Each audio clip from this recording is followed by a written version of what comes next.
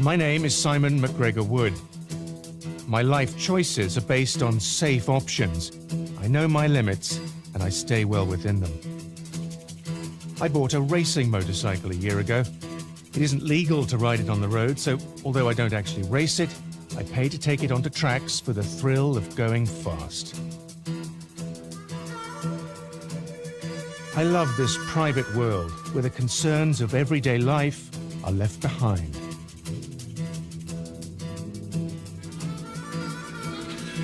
I know this exposes me to an increased level of danger, but I have never believed it to be life-threatening. But there are some people who take this to a different level altogether.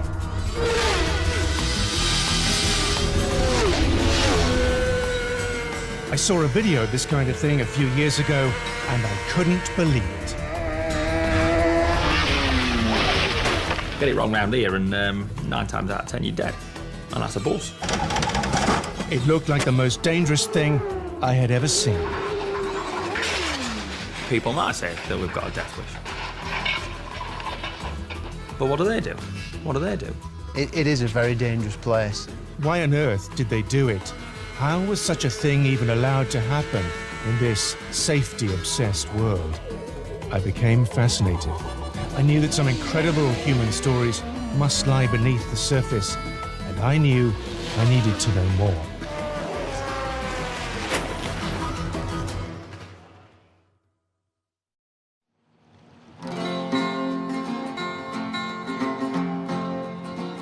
I'm in Liverpool, in the northwest of England, and already there is the promise of a perfect British summer. I'm about to take a 3-hour ferry ride to Douglas, the capital of the Isle of Man. Year after year in late May, more than 25,000 people make this journey to the small island in the middle of the Irish Sea, about 70 kilometers off the English coast. And while English may be the island's official language, significantly, this is not part of the United Kingdom. It has its own parliament and its own laws. The biggest thrill in the road racing calendar gets underway with 31 aces pushing off for the Isle of Man TT. One of those laws from 1905 gave permission for motor racing on the public roads. Setting a cracking pace at an average of nearly 80 miles an hour. The TT, short for Tourist Trophy, became the most prestigious motorcycle race in the world. Slowing up on the turns, can you imagine what his top speeds must be? It also became the most dangerous. Fastest spill. Uncomfortably dangerous for the International Motorcycle Racing Authorities. In 1977, they removed the TT from the Motorcycle Grand Prix calendar. The TT has claimed almost 150 lives in its 105-year history and has been described as a twisted mongrel of an event that splits opinion, divides families and wrecks lives. And yet, it is still considered to be the last great motorcycle race. There is nothing else like it in the world.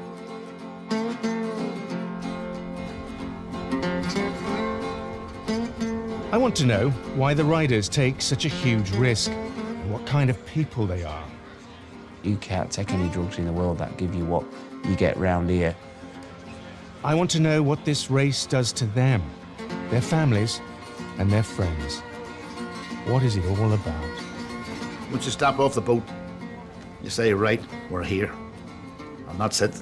You laid up and say, win or lose. The thing about the TT is that it's just 2 weeks all about bikes. That's it. It's just everything is bikes. Nothing else matters. You need your fix. You've got to have it. You've got to have it. You just got to go and have it again. There's not many people don't come back after they've tried it once. This is just... nothing comes close. I've tried loads of stuff and nothing comes close to this. Could you live without it? What, without the TT? No. I'm anxious about this trip. On average, between 1 and 2 riders die every year at the TT. The chances are that I'll witness something awful. I try to put that from my mind as I settle down for my first night on the Isle of Man.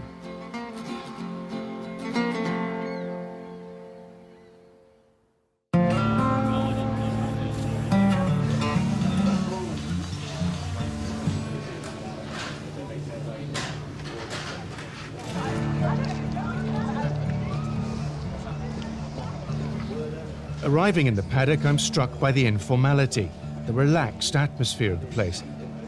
Paddocks are normally off-limits to all but team members and their guests. But here, it's always been different. The stars and fans mingle together. There's an intimacy that you won't find in the regulated worlds of MotoGP or Formula One. Most of these guys are amateurs with full-time jobs, a world away from the megabucks of Grand Prix racing, and for them, this is a very expensive business. There is no such thing as cheap racing. To bring all the trucks and set the whole thing up, hotels, meals, expenses, paying the mechanics' wages, you wouldn't have any change out of 50 or 60,000. That's been quite honest.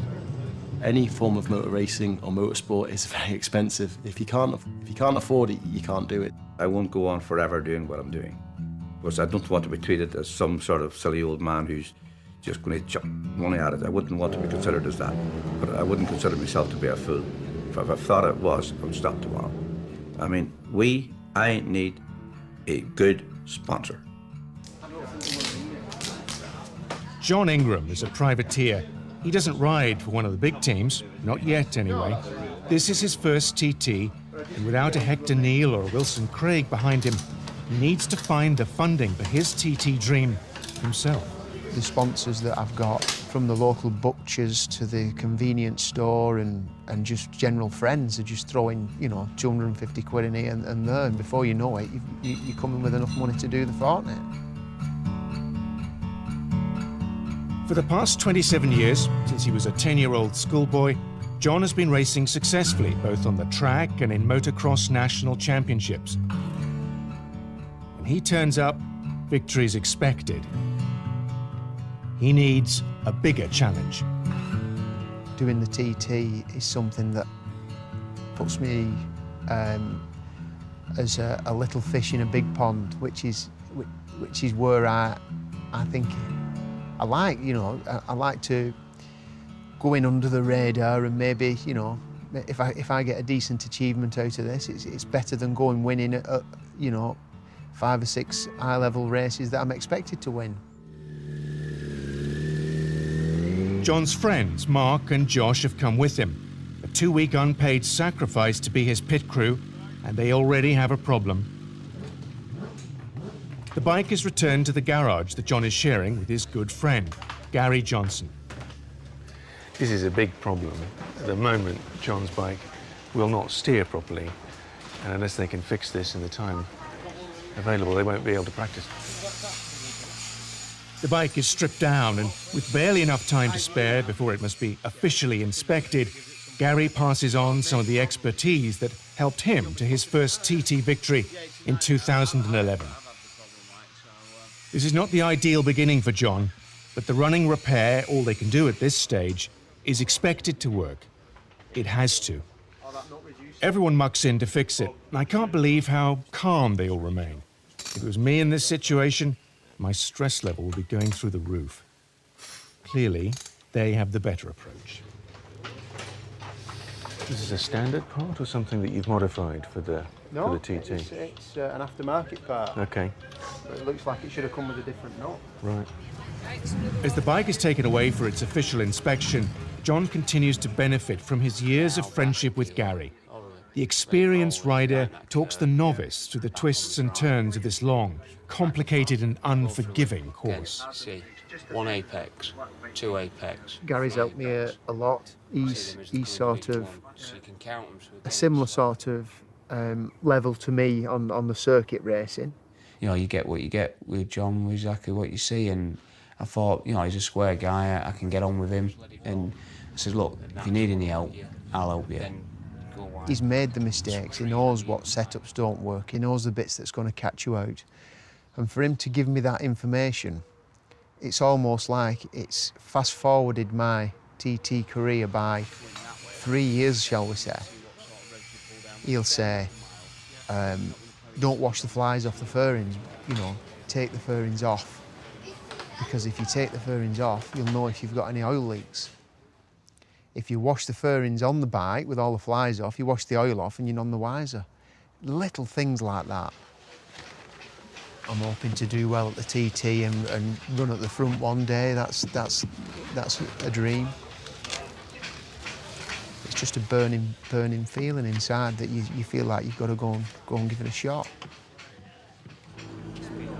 Meanwhile, over in the scrutineering bay, there is no margin for error and nothing is left to chance, which is just as well, as one loose screw could cost a life. You know, you can't help but feel a little bit nervous. I think that's just natural. Good nerves or bad nerves? No, good nerves. I mean, you know, I've raced bikes for a lot of years, not obviously on the roads, so I can sort of control the nerves to a certain extent. But yeah, I'm looking forward to, you know, what it's going to look like, even though I'm a little bit nervous as well, you know. From a very sunny TT grandstand, perfect conditions are good all round the circuit. Reports of wet are good. The newcomer session will begin shortly. Rider liaison officer and former TT winner Milky Quayle has some final words of advice for John. Slash enough fuel to get 2 laps. Born and brought up just down the road from the start line, the TT is in Milky's blood. He's one of only 3 native Manxmen to win a TT. Without the TT, I think I'd probably be lying in the gutter somewhere. Being an alcoholic or a drug addict or something like that. I'd try to be getting me buzz from somewhere else, I think. In 2003, Milky's addiction bit back. Oh, Milky Quayle is down. And then the next thing I just remember waking up in hospital then, all these faces above me, and I'm thinking, oh my goodness, this is a big one. So, and that's all I can actually remember. I watch the pictures on the telly, and I just think, oh, that looks a nasty one. I remember breaking this left femur here. I remember I was lying face down and my leg was here, my ankle was here. And I'm thinking, I've definitely broken this, you know, this isn't looking good. Milky no longer competes, but letting go of the TT altogether is not something that has ever occurred to him. I love the TT. It is the ultimate motorcycle race in the world, so I want it to grow and flourish and be brilliant, you know, so I'll do anything in my way to help that succeed, whether it means sweeping the road or emptying the bins or, you know, taking journalists round, and I'll do anything. Now, his major contribution to the event is acclimatising the newcomers to the course. You can't be a hothead, you know. I tell all my newcomers, you ride the TT course with this, not with this. You know, you use your head, not your heart. The newcomers of the circuit this year are hopefully going to be the winners on the circuit in 3 to 4 years' time. You know, they are the future of the TT. So, again, because I'm passionate about the TT, I want to pass on my experience. It's the hardest, most dangerous circuit in the world to learn and ride. The first thing you must do is enjoy the race, you know, and enjoy the circuit. The course is 37 3/4 miles long, more than 60 kilometres. It's lined with curbs, lampposts, houses, trees and granite walls. It runs through towns and villages, through the countryside, and rises 430 metres over the mountain in the middle of the island. And unlike a dedicated racing circuit, it has no safe runoff areas. I thought I'd be excited to see John Ingram go off for his first lap, but as he approaches the line, I realise, despite having met him only today, that I'm more worried than anything else. Is going to lead the second group away, where with number 85 is about to go there on the superbike. Yeah, that's John Ingram with Jamie Hamilton next to him. I'll grit my teeth, clench my fists and attempt to hold my breath for nearly 20 minutes as he is lost in the far corners of the island. So all the newcomers, 11 in total, just about to go there now, all heading down Bray Hill. We are underway just after 7 o'clock.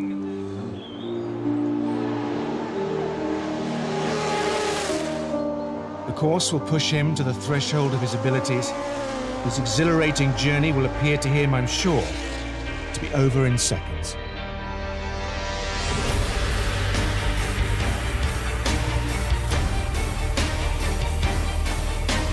I'm not bothered about being the fastest ever newcomer.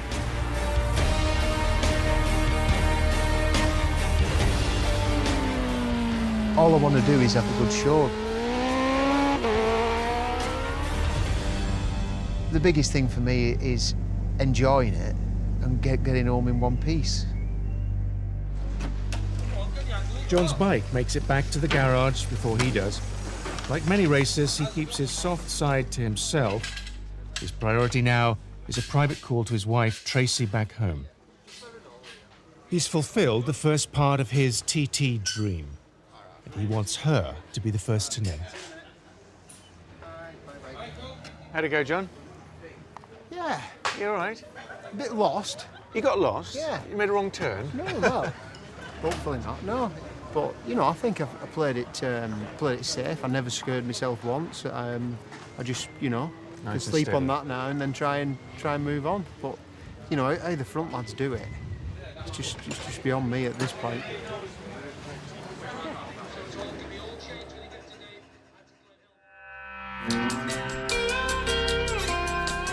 Everyone has had a day off to recover. John Ingram and the other novices regroup on Monday morning. And now that they've proven themselves capable of riding the course, they will, for the first time, be riding on the circuit with the stars, the living legends of TT racing. John's wife Tracy has joined him on the island and becomes a vital member of his support crew. The big teams get involved for the first time.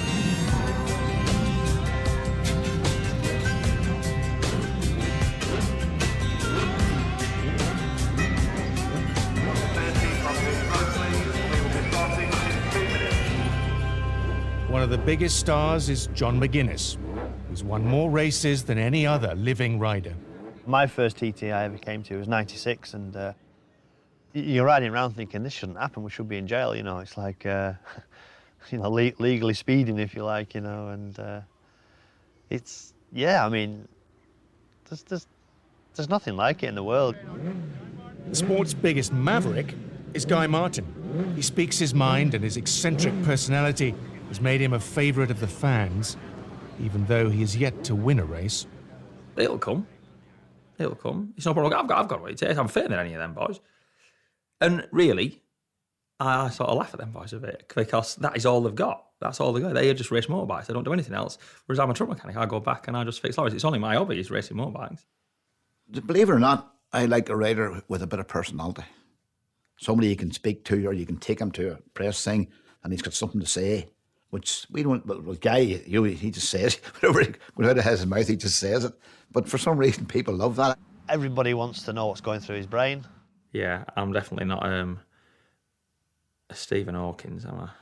I don't think I could get by just by my massive wealth of universe knowledge. No. You don't get on man under pressure. He just doesn't get under pressure. If the truck fell on top of him, like, it wouldn't even worry him. It's just, Guy Martin's Guy Martin. And once, he just hasn't had the luck. Yeah, when you're pushing the bike as hard as it can go, you don't end. You wouldn't. Yeah, when you get in that sort of that frame of mind and that bit of a zone, you wouldn't think anything can go wrong. It's all. Oh, yeah, when everything's going well, you just. Everything comes easy. You know, there is no negative thoughts that enter your head. No. You never think it's going to happen to you, do you? That's the thing, you know. You never think that anything's going to happen to you. You know, you just think you're invincible out there. Invincibility. Yeah, I suppose you do. You just think, yeah. We've got one or two newcomers coming through at a minute 5 on the big bikes just about to go. Newcomer John Ingram. There are 5 grueling days of hard practice ahead before racing begins. 85 riders will compete for one of the 70 starting places that are available. Day after day, the riders and their teams will return to the track to fine-tune the setup of their bikes. Too fast. Take it easy, all right?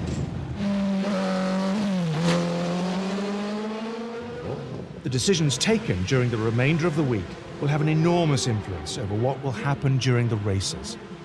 Here we go. These men are obsessed with tyre choices, brake pads, gear ratios, and all sorts of things that it would never occur to me to adjust on my own machine. Well, obviously, it's obvious we're here to win. We're here to win.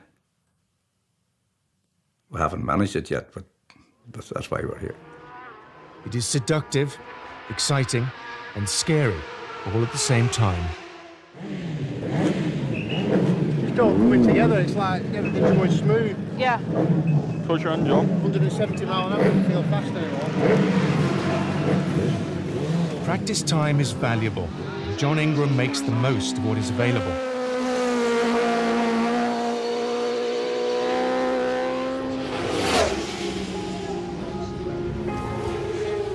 The temperature is dropping. We all feel it and notice the weather is beginning to close in. I'm freezing again. Absolutely freezing.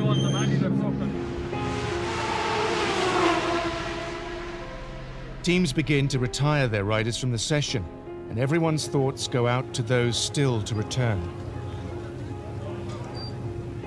The practice session is red flagged, and John is still out on the circuit. Conditions are deteriorating rapidly. Come on, John Ingram. It's mad how it can be so busy. 10 minutes ago and then 10 minutes after it's quiet as anything.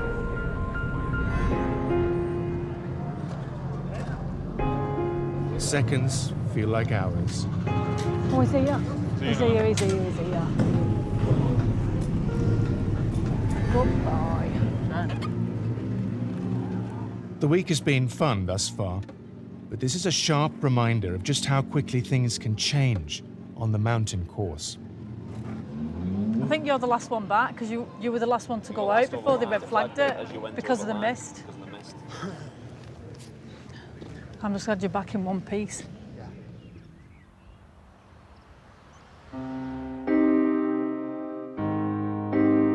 By the end of the first week, practice has finished, qualifying times have been set, and racing begins in earnest. John Ingram has made the cut, just. He's 69th out of 70 qualifiers. He will be allowed to race. There'll be 6 races in total for solo motorcycles, culminating in the blue-ribboned event, the Senior, the TT Racers' Holy Grail. All of the races are important, of course, but for most riders and team owners, it's the Senior TT that matters. That's the main one. The biggest bikes, prototype machines, and production racers pitted against one another. It is the fastest, most powerful race of the TT fortnight. That is the one they want to win. I'm on TT, I want to win a Senior. I deal with life like boxes to tick, and when I've ticked those boxes, I move on to the next box to tick. And to win a Senior TT has been a box that's needed ticking for about the past 7 years now. 7 years. I told my boss, Hector, I says, you know, we're going to win this Senior. I said, when we win that, that's it. I'm backing in. But I want to win one. I want to win one. I keep threatening if I could ever win the Senior TT again, I would walk away from it. I don't know whether I could do it or not, but I'd take a wee bit of going, but you're going to have to do it. You just can't go on forevermore. Everyone here wants to win the Senior, but this year they're all in for an unpleasant and unprecedented surprise.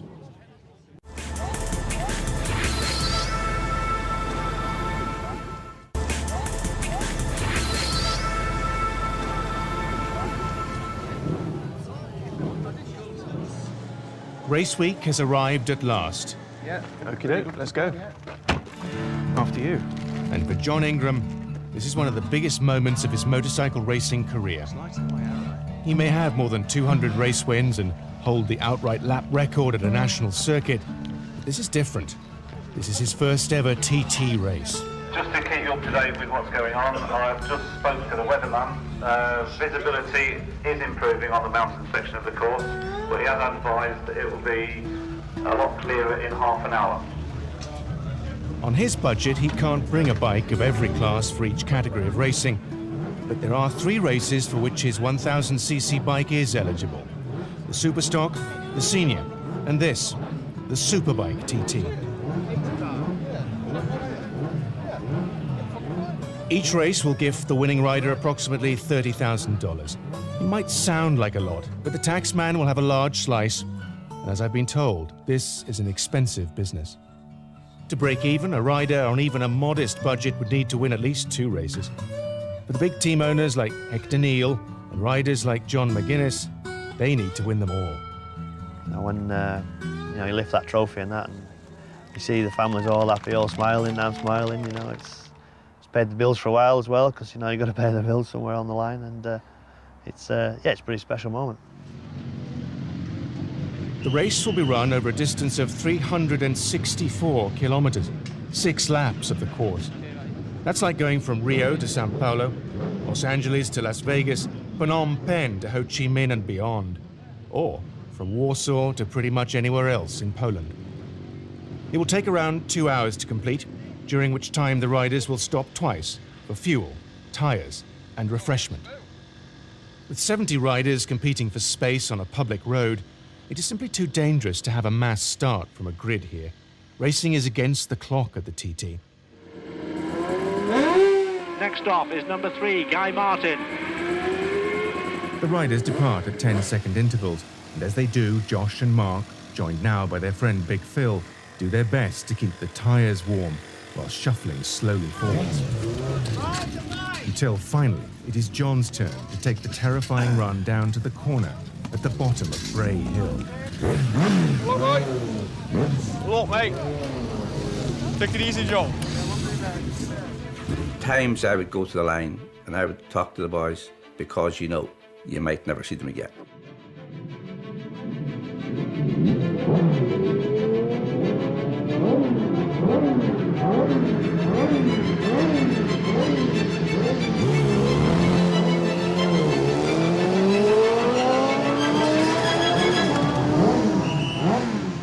Oh, Bray Hill's special, I suppose, for it is different, you know, you go up over the top of the hill and you go down there and you get this rush just going down to that bottom. It is something special. If they're on their own on the road, I just listen to the sound of the engine and I know they've got through there safely. You know, you tend just to listen. You can hear the different revs and stuff coming down Bray Hill and going up the other side. So you know they're through it safe.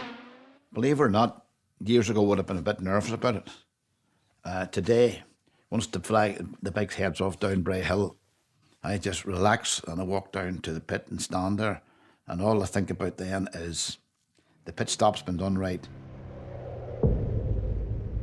John Ingram's pit stop, however, is probably the furthest thing from his thoughts as he wrestles his powerful motorbike around the course at speeds of up to 320 kilometers per hour.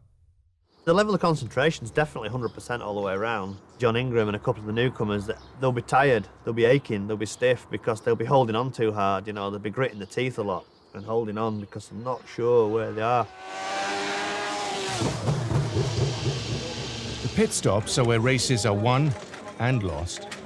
As quick a stop as possible for fuel, and maybe a rear wheel, is essential. Well, I've been doing pits for years, the TT. I know exactly what you have to do for things to be right. I could howl that in my mouth and give it them, you know. I can imagine from the outside looking in, you think we're all crackers. Yeah, you probably think we're crackers. It's all calculated. Aye. So a couple of minutes before it comes in, we'll just turn it so it's primed up. Remember to do it, aren't you? Yeah. They might run two of the best teams at the TT, but owners Wilson Graig and Hector Neill approach the task from opposite ends of the spectrum. What's his face look like? I like to be hands-on on that there because I'm keeping the guys calm, but I'm just putting in petrol, like, but my son says, actually anybody could put petrol in. I said, do you want to come and try it? There's your hose. You're fifth, guy, 2 seconds off third. I don't like throwing my weight about, but I'm the boss of this team. I don't keep a dog and bark myself. And, you know, I'm paying boys for that job, and that's what they want to do. You know, these mechanics want to do this. They look forward to doing it. And if I stepped in and done something, you know, they would not be happy. So I let them get on with it. They feel better.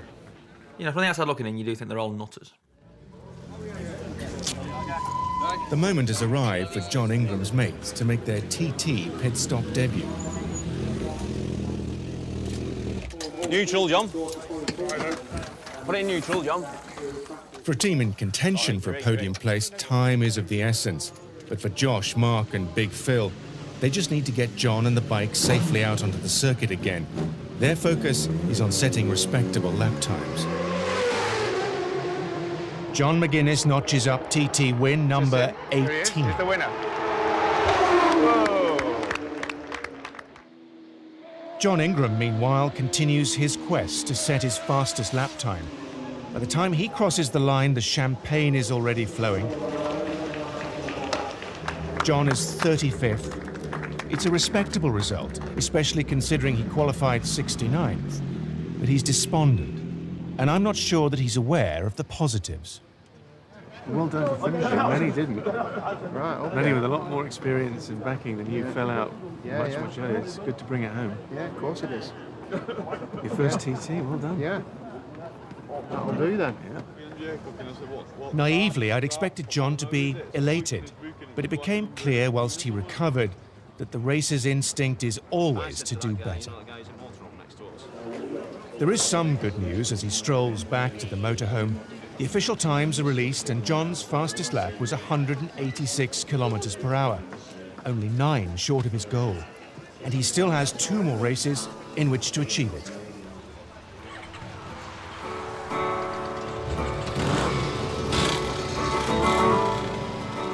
The TT relies on a dedicated tribe of 35,000 enthusiasts, of whom around 1,400 play an active role each year. Despite their bright orange attire, they go largely unnoticed by the regular fans, but they are essential to everyone's safety. They are a fine cross-section of individuals, from the most capable marshal medic to someone who's here on a bit of a holiday. But unless 560 of them are in position, even the bravest or the craziest rider wouldn't take to the course, and the TT would not exist. Marshalling at the TT, you're kind of involved, you know, you feel like you're involved in it. And you get to view at places where you can't spectate from. All right, you've got to work for it, and if anything goes wrong, you've got to clean it up. But I just enjoy doing it, yeah, you feel like you're involved in part of the setup. You get nothing for it. You give up your time, and lots of it. You know, it costs a lot of money to get here. It costs a lot of money while you're here. There's no real benefit to being a marshal apart from you get to view in a few places that are restricted. And then, of course, if it goes wrong, you've got to clean up the aftermath. In 2011, when he was marshalling for the first time, Shay O'Connell experienced the worst of what happens when it goes wrong. The bike hit a dry stone wall and it exploded, completely exploded. And the rider went off into the trees. Yeah, that was a fatal, but within 40 minutes it was all cleaned up and the racing was back on. You know, it's a kind of the show must go on kind of thing. But you can't leave them in there, can you? Somebody's got to do it.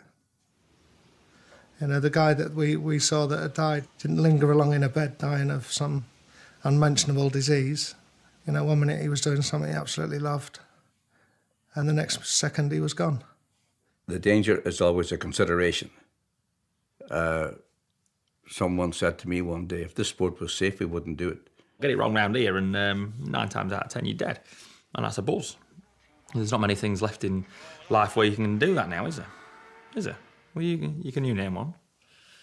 Can you? Is danger part? Can you name another? Go on. Name another. Another thing where you can go out there and if you get it wrong, you're dead. In a sport. I don't think that's an attraction for me. I'm not buzzing from the danger of it, because that's not in my, you know, you hear some of the riders and they'll say, yeah, I brush my arm on the wall and I'm buzzing. Well, if I brush my arm on the wall, I'd be thinking, well, I'll be a foot the other way next lap, you know what I mean? No, I suppose we all do it for different reasons, but the main reason for me doing it is the danger. I want to succeed.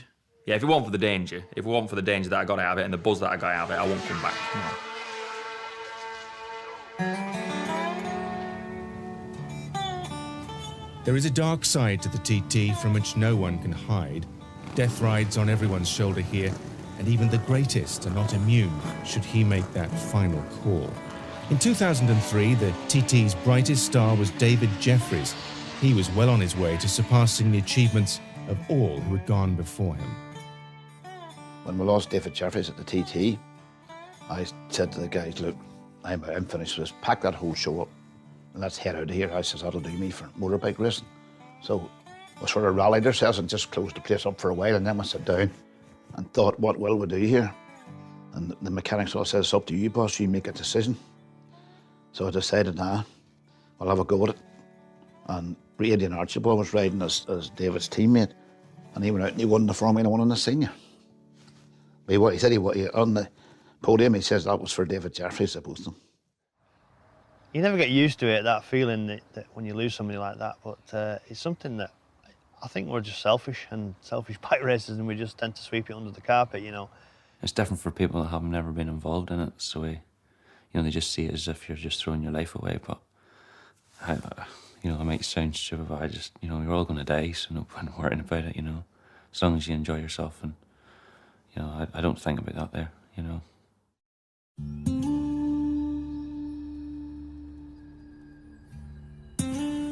I've been here for a week and a half. It will soon be time for the second race, the Super Sport. And I'm feeling a little uneasy watching people take enormous risks day after day. And yet I'm still drawn to it, in much the same way as I wouldn't be able to take my eyes off someone walking a high wire or wrestling a crocodile. Gary Johnson's bike is prepared and ready, but with around half an hour to go before the race, there is no sign of Gary. He's taken refuge in the garage, sombre and withdrawn, clearly focusing on the task ahead. I don't feel like I can approach him. I'm not the only one who can't get close. I bump into his mother and father, Sue and Trev. They're also aware of the need to give him space.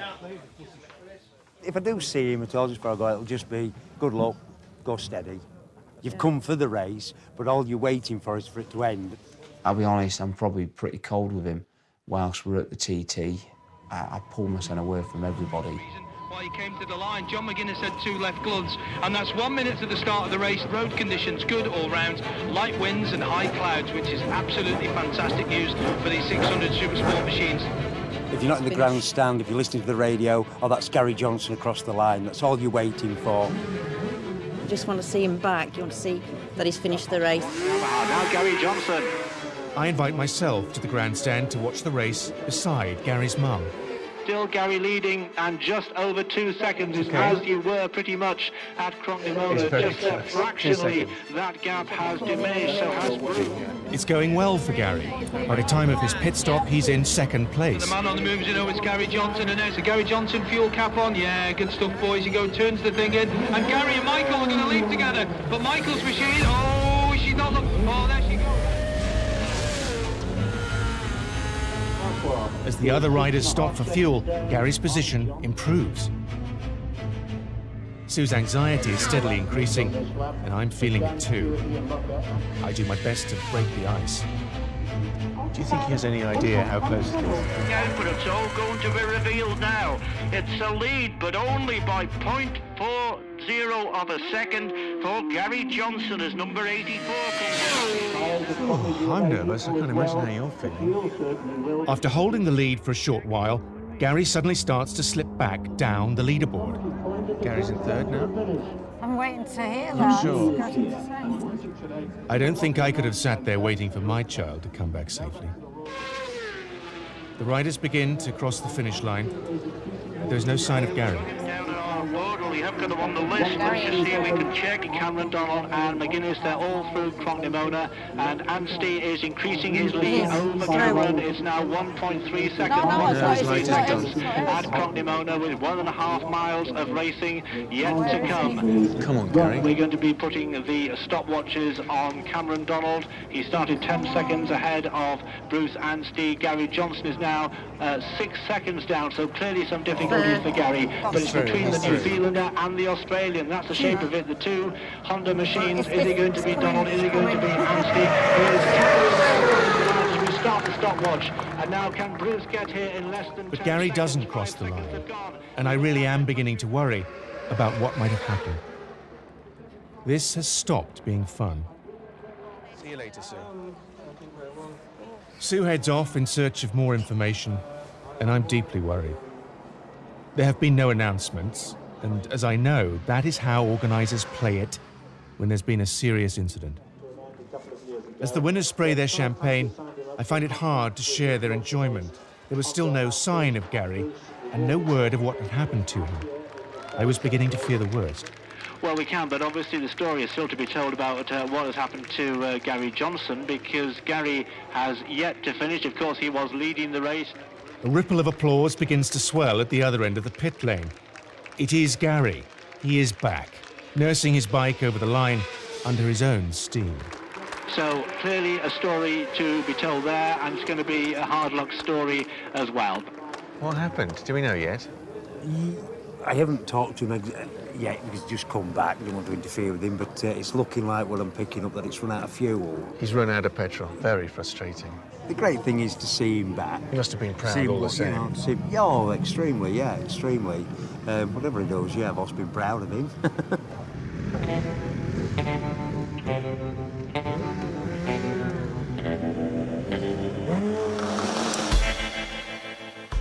The Superstock race was next. It was won by John McGuinness, his first in this category and his 19th overall. John Ingram was 46th. Worryingly for him, his fastest lap was down by 2 kilometers per hour from the one that he set in the Superbike race. Might not sound like much, but it is not a move in the right direction. The senior TT will be his last chance to shine.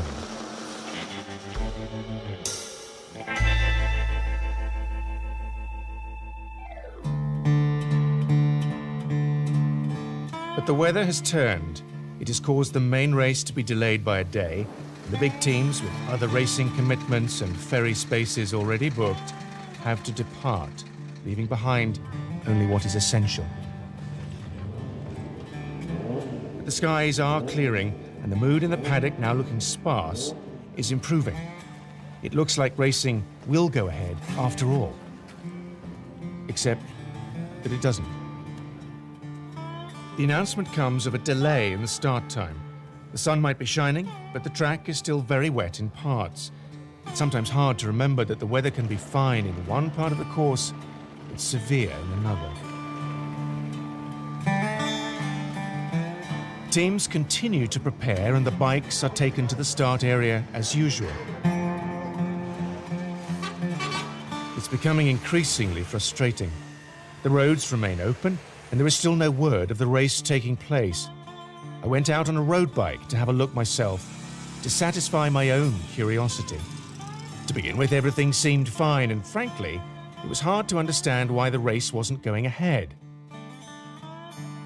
But then, I honestly couldn't believe how quickly the conditions deteriorated. This was unpleasant enough on a road bike.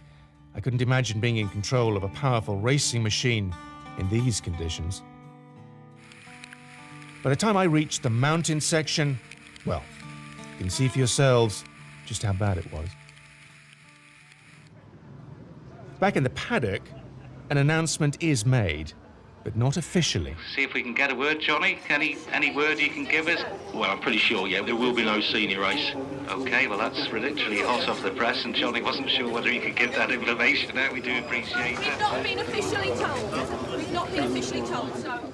Milky Quayle's colleague, TT racer John Barton, has released the news to the local radio reporter before it's official. Negative, you can't take the bikes out of the... I've just had it from control. Cannot remove your machines from this. This is hearsay at the moment. You cannot remove your machines from the car permit at the moment. The senior TT has never, ever been cancelled, and there is a brief period of tense confusion until race control confirms what many cannot believe. Senior bike, right, OK, now we've had the official... Unbelievably, the senior TT has been cancelled for the first time in the Tourist Trophy's 105-year history. For this year, the dream is over. Hi, John.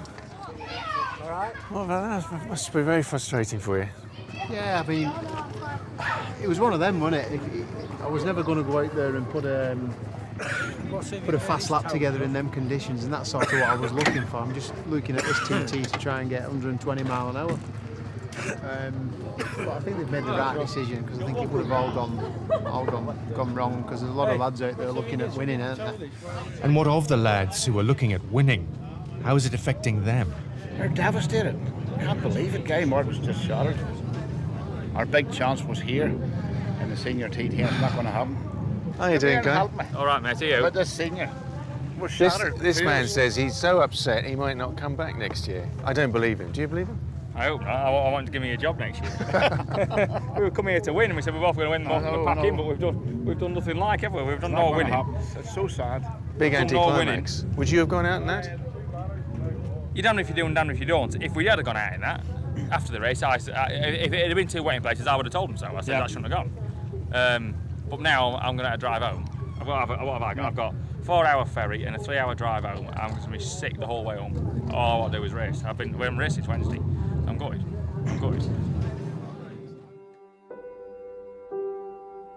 I came here 2 weeks ago with a love of motorcycle racing, but with a curiosity as to why anyone would risk their life for it.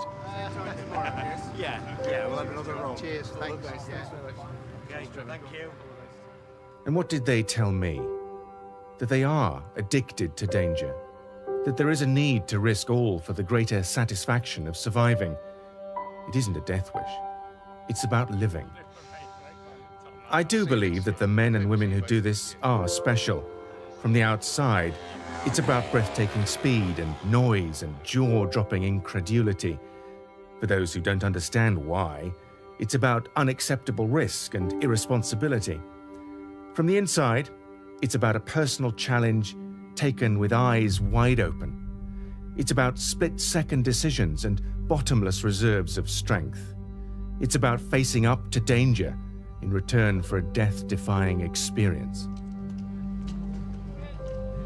It's about accepting the ultimate challenge that any of us face.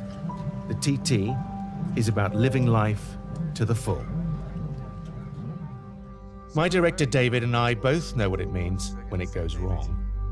I had a bad motorcycle crash 10 years ago. I don't know what happened. I woke in hospital, thankfully, without serious injury. David, however, was a little more unfortunate. He's back on the Isle of Man for the first time since he rode in the Lap of Honour in 1998. He got it wrong. He's very lucky to be here today.